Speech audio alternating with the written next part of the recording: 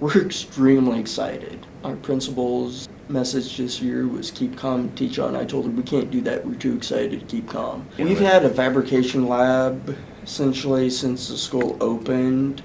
It used to be in another room, but with the bond election renovations, we were able to actually centrally locate it between the other two classrooms.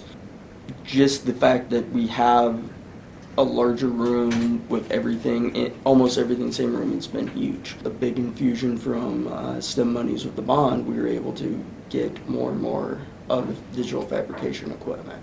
Well, I walked in my senior projects class the very first day of school, very first period. I walked them in there and I showed them jaws drop, and I said, you know, with great gifts comes great expectations. I want to see some really awesome projects. I want you to push the boundaries of what you think you can do, because we now have the equipment to do almost anything you can think of. It's completely opened up the realm of what we can do for projects.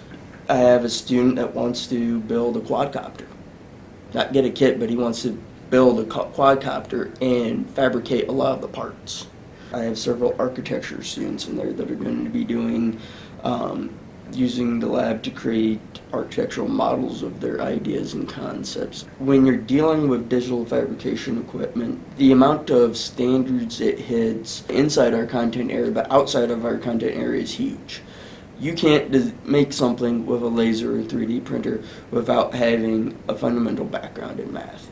You can't design three-dimensional objects that have real-world geometry to them unless you have mathematical geometry background. We can do almost anything now, so as teachers, we have to look, how can we push the limits of the curriculum?